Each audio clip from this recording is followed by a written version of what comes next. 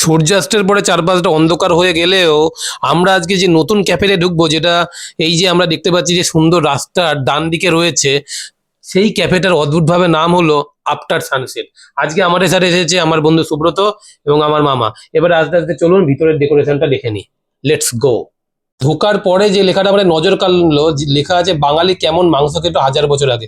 আমি মানেটা বুঝতে পারলাম না, যাই হোক।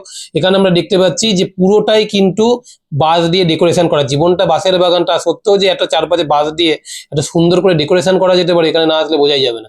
এবারে দেখুন সামনের দিকে কি সুন্দর ব্রিজের মতন করেছে, সেটাও বাঁশ দিয়ে। এবং ওদিকে আরেকটু যদি দেখি, একটা সুন্দর লাভের মতন করা রয়েছে।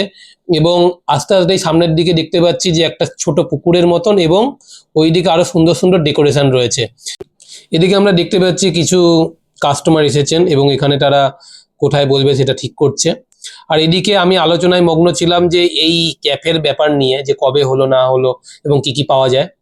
তো যাই হোক, এরপরে বাকি বিষয়টা সুব্রত বলবে। সুব্রত থেকে আমরা কিছু শুনে নিই।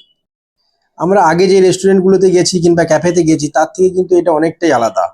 তো খুবই সুন্দর লাগলো, খুব মনোরম পরিবেশ, খুব সুন্দর, ঝাঁ চকচকে, পরিষ্কার পরিচ্ছন্ন।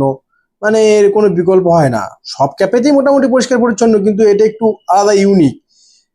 কারণ কি, এখনকার যা পরিস্থিতি, যদি ইউনিক তুমি না করো সেখানে লোক আসবে না।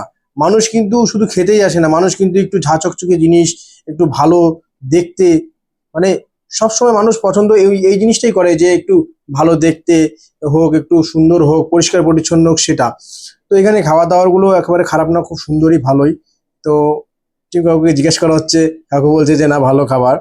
তো তোমরা দেখতে পাচ্ছ, আমরা এর আগে কিন্তু কোনো ভিডিওতে কোনো খাবার ফাবার আমরা তুলে ধরিনি। যাই হোক, আশা করি আপনাদের ভিডিওটা ভালোই লাগবে। তো নেক্সট আমরা আসছি আবার আগামী কিছু ভিডিও নিয়ে। দেখতে থাকো, সঙ্গে থাকো।